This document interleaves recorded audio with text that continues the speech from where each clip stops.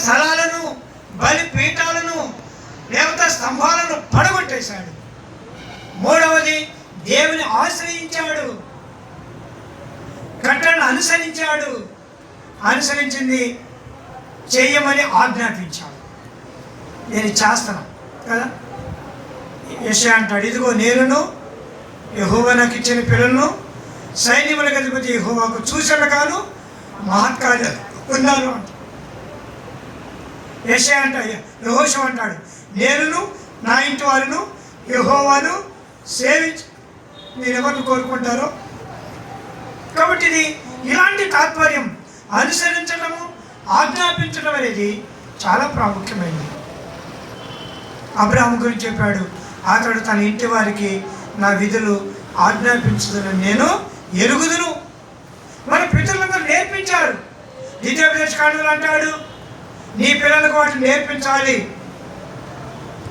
నువ్వు నడిచేటప్పుడు చెప్పాలి, కూర్చున్నప్పుడు చెప్పాలి, పండుకున్నప్పుడు లేచినప్పుడు ఆయన గురించి చెప్పాలి అంటాడు. అదే ఆ మాటలే సూచనలుగా ఉండాలి. చేతి మీద మడికట్టులాగా ఉండాలి. ఇవన్నీ కూడా చెప్పాడు. నొసలి మీద భాషికంలాగా ఉండాలి అనే సంగతి ఏంటంటే, దేవుని వాక్యముతో నీ పిల్లలు నీవు నింపబడాలి. అది దేవుని ఉద్దేశం. కాబట్టి ఆశ ఆజ్ఞాపించడము చేశాడు. తరువాత రండి, ఇప్పుడు 6వ వచనం. ఆ సంవత్సరంలో అతనికి యుద్ధములు లేకపోవడం చేత దేశంలో నెమ్మది కలిగి ఉండను. యెహోవా అతనికి విశ్రాంతి దయచేసి ఉండగా అతడు యూదా దేశంలో ప్రాకారములు గల పట్టణములను, ప్రాకారములు కలిగిన పట్టణాలు కట్టించాడంట. ఆ పట్టణాలు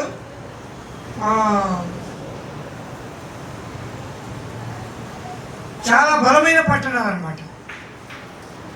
ఎంత బలమైన పట్టణాలంటే ఈయన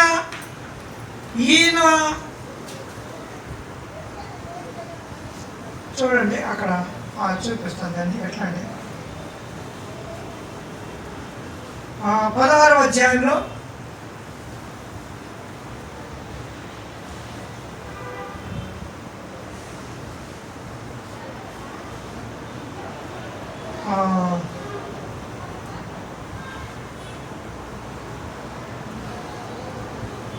నాలుగవ వచనం, 16వ అధ్యాయం 4వ వచనంలో, బెన్హదదు రాజైన ఆసా మాట అంగీకరించి తన సైన్యముల అధిపతిను ఇశ్రాయేలు వారి పట్టణములు పంపగా వీరు యూలోనును, దానును, అబిల్బాయమును, నఫ్తాలి ప్రదేశములకు చేరిన పట్టణంలోని కొట్లను కొల్లపెట్టిన. అంటే ఎలాంటి పట్టణాలంటే ఇయోనును, దాను, అబిల్బాయము, నఫ్తాలి ప్రదేశంలో పట్టణాలు, పెద్ద పెద్ద పట్టణాలు కట్టాడు. ఆ పట్టణం చుట్టూరు ప్రాకారాలు కట్టాడంట. ఒక ఇంటి ప్రకారం ఇంటి చుట్టూరు ప్రాకారం కట్టాలంటే మనకి ఎంతో కష్టం కదా. ఒక పట్టణం అంటే ఎలా వెళ్తుంది, కొన్నిసార్లు ఊరు ఎలా వెళ్ళి ఇలా క్రాస్లు అవుతూ ఉంటుంది. మీరు ట్రైన్లో వెళ్తూ ఉంటే అక్కడక్కడ ఆ వెంచర్లకు చూస్తూ ఉంటాం. ఇక్కడ దాకా వెళ్ళి మళ్ళీ అడి తిరుగుతుంది, మళ్ళీ అడి కడతా ఉంటారు, గోడకు చూస్తూ ఉంటాం. అంటే సంగతి ఏంటంటే ఎక్కడైతే బౌండరీ ఉందో అక్కడి వరకు అది ఏ పట్టణం అన్నా కానీ, అది ఇయోను కావచ్చు, దాను కావచ్చు, బెల్మయం కావచ్చు, నఫ్తాలి కావచ్చు, ఏ ప్రదేశమైనా పట్టణానికి మాత్రం ప్రాకారాన్ని. సరే, ఇది అతని జీవితం. ఇప్పుడు మన ఆత్మీయమైన పట్టణానికి ప్రాకారం ఉందా? సావిత్రి గ్రంథంలో ఉన్నాయి, తన మనసును అదుపు చేసుకోలేనివాడు ప్రాకారం లేని పట్టణంతో సమానం అంట. మనసును అదుపు చేసుకోలేనండి ప్రాకారం లేని పట్టణంతో సమానం అన్నాడు. అంటే పట్టణం ప్రాకారం లేకపోతే శత్రువు ఎప్పుడైనా రావచ్చు. చాలామంది అంటారు కదా, మా స్థలాన్ని వాళ్ళు ఆక్రమించేసుకున్నారండి, ఇక్కడ కట్టేశారండి గోడ అంటూ ఉంటారు కదా. 30 సంవత్సరాలు లేవు, ఊళ్ళో లేవు కాబట్టి వెనక జరిపేసుకున్నారండి, ఎదురుగా జరిపేశారండి అంటే ప్రాకారం ఉంది. ఒకవేళ కాంపౌండ్ వాళ్ళ దగ్గర వస్తారు వాళ్ళు. ఎన్ని సంవత్సరాలు పాడుపడిపోయినా, త్రాసుపాములు పెరిగినా, జరిపోతులు పెరిగిన, చెట్లు పెరిగిన అది అట్టాగే ఉంటుంది. ప్రాకారం లేదనుకో ఆటోమేటిక్గా వాడు జరుపుకుంటూ వెళ్తాడు. ముందు 2 కర్రలు కడతాడు, ఆ తర్వాత ఇంకొక అంటే పీకెత్తాడు, ఆ తర్వాత ఇంకో పెద్ద కర్రలు కడతాడు, ఏదో చేస్తాడు మొత్తానికి. అంటే ఆత్మీయ జీవితానికి ప్రాకారం అనేది అవసరం. ప్రాకారం ఏంటంటే ప్రార్థన జీవితమే ప్రాకారం, ప్రార్థనే ప్రాకారం కదా. ఈ ప్రాకారం అంటే ఆశా జీవితంలో ప్రార్థన జీవితం ఉంది. ఎలాంటి ప్రార్థన చేస్తారో చూద్దామా? చూడండి దయచేసి. మంచి ప్రార్థన.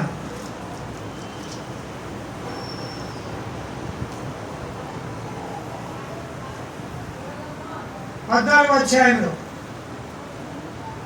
11వ వచనం. మంచి ప్రార్థన. ఆశా తన దేవుడైన యెహోవాకు మొరపెట్టి యెహోవా విస్తారమైన సైన్యము చేతిలో ఓడిపోకుండా బలము లేని వారికి సహాయం చేయుటకు నీకన్నా ఎవరు లేరు.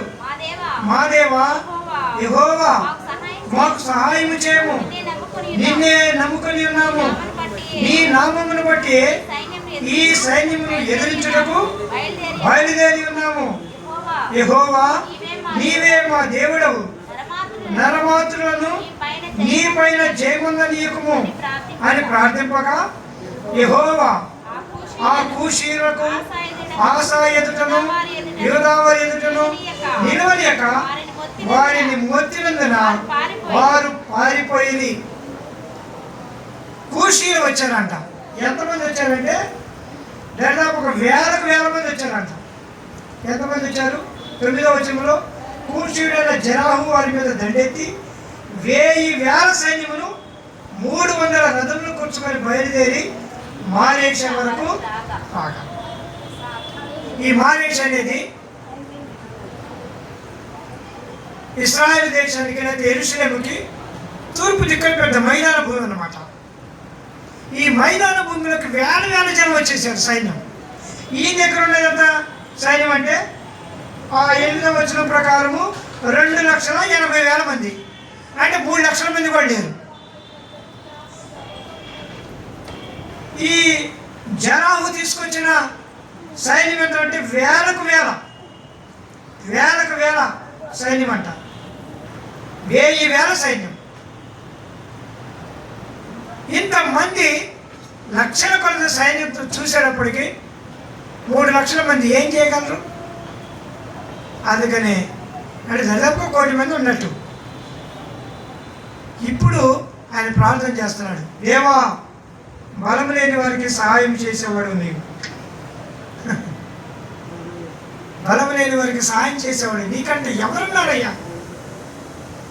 సైన్యం చూడగానే భయం అవుతుంది. ఇంతకుముందు 6వ వచనం వరకు 7వ వచనం వరకు నెమ్మదిగా ఉన్నవాడు ఎన్ని చేస్తున్నాడు కానీ నెమ్మది ఉంది. ఒక్కసారిగా యుద్ధం వస్తే ఎట్లా ఉంటుంది? ప్రశాంతంగా అన్నం కూర వండుకున్నాం, మన భాషలో చెప్పాలంటే తిన్నామని కూర్చున్నాం. ఈలోగా నా ప్రక్కన ఎవరో గొడవకు వచ్చారు. ఏదంటావా అది పారిపోవటమే. కానీ అలాంటి సిచ్యుయేషన్లో ఆశా చేస్తున్న ప్రార్థన అంత బలమైందండి. అందుకని అదే ప్రాకారాలు కట్టేవాడికే ప్రార్థన కూడా వస్తుంది. ఎవరు కట్టగలరో వాళ్ళకి ప్రార్థన ఉంటుంది. దైవజనులు మందిరాలు కట్టారంటే ప్రార్థనతోటే కట్టారు. ప్రార్థన లేకుండా ఏ ఇల్లు కట్టబడదో ఏ మందిరం కూడా. ఒక ఇల్లు కట్టాలంటే ఎంత ప్రార్థన కావాలి? కరెక్ట్గా ఆ రోజున వర్షం స్లాబ్ వచ్చే రోజున వర్షం వచ్చినప్పుడు ఏం చేయాలి? మెటీరియల్ అంతా సిద్ధం చేసుకొని ఎంత కష్టమవుతుంది. ఇక్కడ ప్రార్థన అంటే స్లాబ్ అవుతుంది. కాబట్టి ఆశా జీవితంలో ప్రాకారాలు కట్టాడు కాబట్టి నెమ్మదిగా ఉన్నాడని సంగతి జ్ఞాపకం చేయబడుతున్నాం. ప్రార్థన జీవితం ఉంది కాబట్టి నెమ్మదిగా ఉన్నాడని సంగతి జ్ఞాపకము చేయబడుతుంది. నిజంగా ఇది తన జీవితానికి మొట్టమొదట దేవుని ఎదుట యథార్థంగా ఉన్నాడు. రెండోది ఉన్నత స్థలాలను, దేవతా స్తంభాలను, బలిపీఠాలను పడగొట్టాడు. మూడవది ధర్మశాస్త్రమును తాను చదివాడు, ఎవరు ఆశ్రయించాడు, అనుసరించమని బోధించాడు కనుక నెమ్మదిగా ఉన్నాడు. తర్వాత తనకున్న పట్టణాల చుట్టూరు ప్రాకారాలు కట్టుకుంటూ వచ్చాడు. ప్రార్థనా ప్రాకారాలు కట్టాడు కనుక నెమ్మదిగా. తర్వాత రండి వచనము 14వ వచనం అలాగే 13వ వచనం. ఆసాయును ఆదిలతో కూడా ఉన్నవారును గెరారు వరకు వారిని తరుమగా కూషీలు మరలా పంక్తులు తీర్చలేక యెహోవా భయము చేతను ఆయన సైన్యపు భయము చేతను పారిపోయి యూదావారు విశేషమైన కొలసొమ్ము విశేషమైన కొలసొమ్ము అంట. ఒక్కసారి పారిపోయినాడు, మళ్ళీ తిరిగి యుద్ధానికి వెనక్కి తిరిగి రాలేకపోయినట్టు. మళ్ళీ పంక్తులు తీరేనంటే మళ్ళీ యుద్ధానికి రెడీ అన్నట్టు. వాడు కేకేశారు, కూషీలారా రండి అని కేకేశారు యూదావారు. అప్పుడు వాళ్ళు రాలేకపోతున్నారు. యుద్ధం చేసే కంటే ఈ సొమ్ముని ఇక్కడ వదిలేసి వెళ్ళిపోవటము, విస్తారమైన కొలసొమ్ము ఉన్న చోట నెమ్మది ఉంటుంది. కొలసొమ్ము అంటే వేరే వాళ్ళ డబ్బు కాదు, ఆత్మీయమైనటువంటి స్థైర్యము ధైర్యం ఉన్న చోట నెమ్మది ఉంటుంది. కొలసొమ్ము అంటే 1 కోటి రూపాయలు వచ్చి పెడితే నెమ్మది కాదు. డబ్బు అసలు నెమ్మది అవుతుంది తెలుసా? డబ్బు ఉందంటే అశాంతిని కల్పిస్తుంది, మనశ్శాంతి పోతుంది. ఎందుకంటే ప్రభు అన్నాడు, నీ ధనం ఎక్కడున్నదో నీ మనసు వాడు నీ హృదయం వాడు అక్కడే ఉంటుంది, అక్కడే తిరుగుతూ ఉంటుంది. లాకర్లో బంగారం పెట్టారు, వాళ్ళు భద్రంగా ఇస్తారు. 100 అంటావా మళ్ళీ ప్రశ్న, అలాగే 1,00,000 ఇచ్చారు ఇస్తారంటావా మళ్ళీ ప్రశ్న. ఇచ్చేటప్పుడు ఆవిడ చెప్పే మాటలు వీళ్ళు చెప్పే మాటలు మొత్తానికి అయిపోతుంది. ఇస్తారా ఇవన్నీ పెట్టుకుంటే అది కొనసొమ్ము అవ్వదు. వాటి మీద కాదు, ఆ విచ్చినవాడు దేవుడు, విప్పించేవాడు దేవుడు అని నమ్మితే అప్పుడు నెమ్మది ఉంటుంది, లేకపోతే నెమ్మది పోతుంది.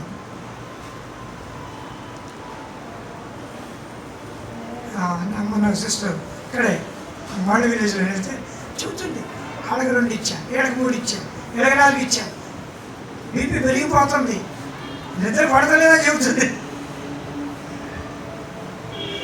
ఏంటి సిస్టర్ ఏంటి అంత గరిబిరిగా సంగతి ఏంటంటే నెమ్మది ఇవ్వదు. జ్ఞాపకం చేస్తుంటున్నాం, వల్ల సొమ్ము వల్ల చోట నెమ్మది ఉంటుంది. విశ్వాసికి ఆత్మీయమైన ధైర్యం ఉండాలి. సేవకునికి సేవా పరిచర్యను కూర్చున్న స్థైర్యం ఉండాలి. శుభ్రంగా తినేసి పడుకుంటే నెమ్మది రాదు. సేవకుడైనా సరే సేవలో ఉండు, సేవ కొరకు పరిగెత్తు, ఆత్మల కొరకు భారం కలిగి ఉండు, అప్పుడు నెమ్మది ఉంటుంది. వెళ్ళు వాక్యం చెప్పు, వాడు ఎన్నాళ్ళపోయిన తర్వాత సంగతి, వాడు దర్శించు, ప్రార్థించు, రా, క్షేమమును పొందుతావు. కాబట్టి ఆశ కొల్లసొమ్ముతో నెమ్మది పొందుతూ వచ్చాడు. ఇది నాకు తర్వాత రండి 15వ అధ్యాయము 1వ వచనం. 2వ దినవృత్తాంతములు 15:1. ఆ కాలమున దేవుని ఆత్మ ఓబేదు కుమారుడైన అజర్యా మీదకి రాగా అతడు ఆసాను ఎదుర్కొని పోయి ఇలా ప్రకటించాడు. చాలు. తర్వాత 8వ వచనం. ప్రవక్త అయిన ఓబేదు ప్రవచించిన ఈ మాటలు ఆసా విన్నప్పుడు అతడు ధైర్యం తెచ్చుకొని యూదా బెన్యామీన దేశమంతటి నుండి ఎఫ్రాయిము మన్యములో తాను పట్టుకొనిన పట్టణంలో నుండి హేయులైన విగ్రహాలన్నింటినీ తీసివేసి యెహోవా మంటపం ఎదుటను యెహోవాకు బలిపీఠము మరలా కట్టించి యూదా వారందరినీ బెన్యామీనులందరినీ ఎఫ్రాయిము మనష్షే షిమియోను గోత్రములో నుండి వచ్చిన వారి మధ్య పరదేశులను సమకూర్చెను. అతని దేవుడైన యెహోవా అతనికి సహాయకుడు అన్నట్టు చూసి ఇశ్రాయేలు వారిలో నుండి విస్తారమైన జనులు అతని పక్షమున. కాబట్టి ఇదంతా కూడా ఏం చూపిస్తా ఉందంటే, ఒక ప్రవక్త ప్రవచనమును బట్టి అతడు ధైర్యం తెచ్చుకొని అంతటిని సమకూరుస్తూ వచ్చాడు. ఇది దాదాపుగా ఎప్పటి వరకు? 10వ వచనం ప్రకారం ఆసా ఏలుబడి 15వ సంవత్సరమున 3వ నెల వారు యెరూషలేములో కూడి. 10 సంవత్సరాలు నెమ్మదిగా ఉన్నాడు. 15వ సంవత్సరం యెరూషలేములోకి అందరికీ వచ్చింది. ఇశ్రాయేలు వారు కూడా వచ్చింది. యూదా వారికి ఇశ్రాయేలు వారికి పడదు, ఎందుకంటే వాళ్ళ తాతయ్య యెరోబాము రెహబాము వేరైపోయారు. అక్కడ నుండి ఇశ్రాయేలు యూదా వారితో ఏమాత్రం సంబంధాలు తెగిపోయినాయి.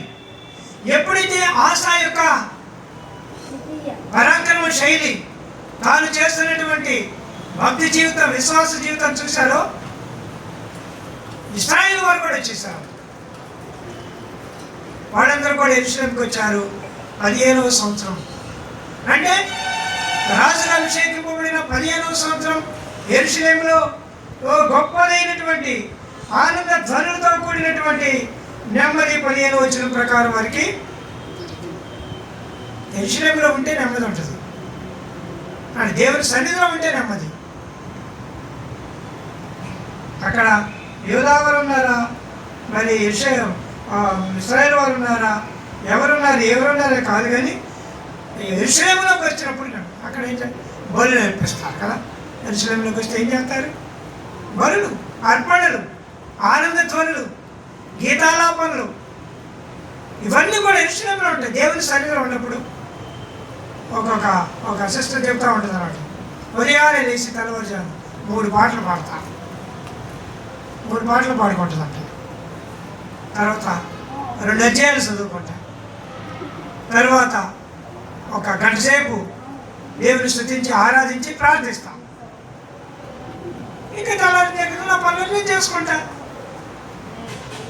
కాబట్టి అది దేవుని సన్నిధి. అది అట్లాగే ఎంచుకుంది. ఆ రాత్రి తెల్లవారుజామున పాటలు పాడుకోవటం, వాక్యం చదువుకోవటం, ప్రార్థన చేసుకోవటం. తెల్లారి ఏమైపోయినా పర్వాలేదు. దేవుని మందిరం 15వ సంవత్సరంలో యెరూషలేముకి వచ్చాను, బలులు అర్పించాను, సంతోషం. కాబట్టి అందుకనే నెమ్మదిగా ఉన్నారు. చూసావు కదా, ప్రతి నెమ్మది వెనుక తాను చేసినటువంటి దేవునికి తనకు ఉన్నటువంటి బంధాలు, బాంధవ్యాలు ఉన్నాయి. అయితే దురదృష్టకరమైన సంగతి ఏంటంటే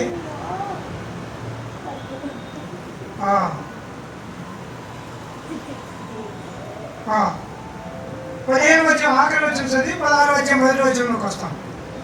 ఆసా ఏలుబడి 35వ సంవత్సరం వరకు యుద్ధములు 35 years.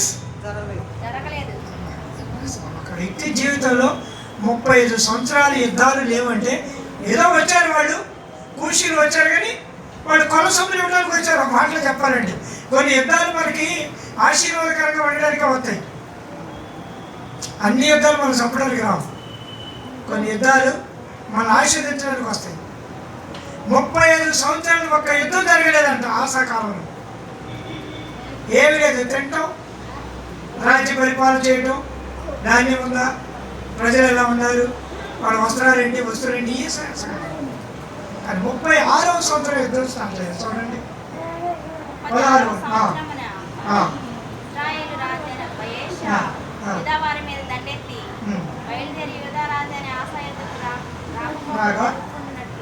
రాకపోకలు జరుగుకున్నట్టు రామాను కట్టింపగా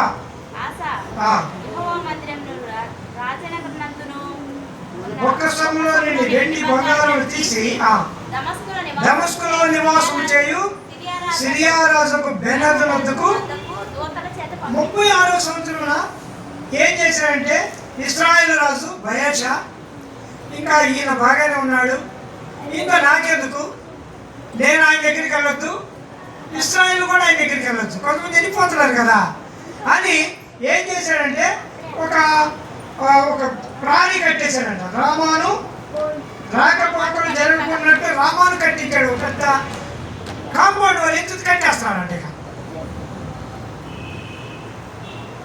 ఈ కాండం జరిగినప్పుడు నెమ్మది మంచిదే కదా. ఇప్పుడు మనం కట్టుకున్న ప్రాణి మన పక్కోడు కట్టుకున్న మనకి మంచిదేగా. ఆయన కడుతుంటే ఈ ఆశకు భయం వచ్చి బెనాదు దగ్గరికి వెళ్ళి దేవుని మందిరంలో ఉన్నటువంటి బంగారం, వెండి అన్ని కూడా ఆయనకి గిఫ్ట్గా ఇచ్చేసాడంట. నువ్వు నాతో యుద్ధానికి రాయా? అతని దగ్గర ఇస్తే అదొక అర్థం. దేవుని మందిరంలో రాజనగర్లో ఉన్నటువంటి వెండి బంగారాలన్నీ తీసుకెళ్ళి బెనదుకు ఇచ్చేసి, మా తండ్రి కాలం నుండి నువ్వు నా మాతో ఉండవు కదా, ఈసారి యుద్ధానికి రా అన్నాడు. అతను కూడా అంగీకరించాడు. అంగీకరించి ఆ యుద్ధానికి వెళ్ళి వాడికి ఆ సంధిని బట్టి వచ్చినటువంటి ఆ కొల ఈ యొక్క వెండి బంగారాలతో పట్టణాలే కట్టేసుకున్నాడంటే బెనాదు. చూసారా? అంటే సొమ్మొకటిది సోకొకటిది అన్నట్టు. ఈయన నీకేమైనా పరాక్రమం ఉంటే నువ్వు భయావశతో యుద్ధానికి వెళ్ళు, తప్పే లేదు. బెనాదుకి వెండి బంగారాలు ఇస్తే ఏం చేస్తాడు? ఆయన బాగుపడిపోయాడు. అప్పుడు అన్నమాట, చదవండి 9వ వచనం. తన ఎడల యథార్థము గల వారిని బలపరచుటకై యెహోవా కనుదృష్టి లోకమందంతటా సంచారము చేయుచున్నది. ఈ విషయముందు నీవు మతి తప్పి ప్రవర్తించినవి కనుక ఇది మొదలుకొని నీకు యుద్ధములే.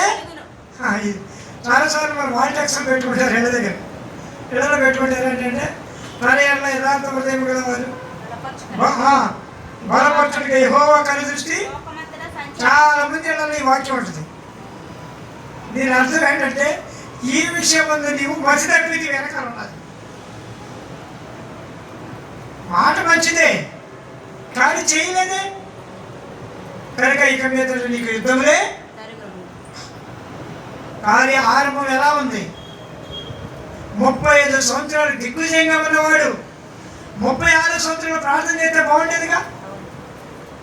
దేవా ఏంటి రమా కట్టేస్తున్నాడు, బయేషా రాజు ఇశ్రాయేలు రాజు రమాను కట్టేస్తున్నాడు, రాకపోకలు బంద్ అయిపోతున్నాయి.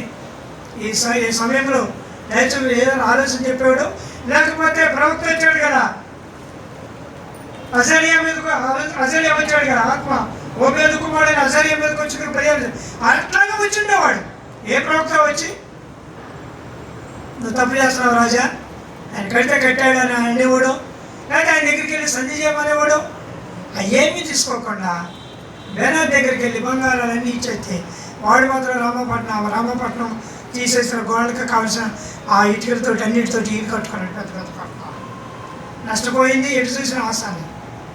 అందుకనే నువ్వు ఈ విషయంలో ఇప్పుడు ఇంకో ప్రవక్త వస్తున్నాడు కదా. ఏ ప్రవక్త చూడండి 7వ వచనంలో, ఆ కాలం ముందు దీర్ఘదర్శి అయిన హనాని యోధా రాజైన ఆసా యుద్ధకు వచ్చి 2 ప్రవక్తలు వచ్చి దాన్ని మాట్లాడారు. 6-7 సార్లు నెమ్మది కలిగిన రాజు 2 ప్రవక్తలు వచ్చి చెప్పాల్సి వచ్చింది. ముందు అసహ్యం వచ్చి ఏం చేస్తుంటే నువ్వు దేవుని ఆశ్రయించావని బాగుంటావు, నువ్వు ఆశ్రయించకపోతే నష్టపోతావు అన్నాడు. ఆశ్రయించినట్లుగా మొత్తం అన్నీ చేశాడు. కానీ ఎప్పుడైతే భయం ఈ రమాపట్టణాన్ని కడతాడో భయం వేసింది. అందుకని హనాని అని ఇంకొక ప్రవక్త ఇచ్చాడు.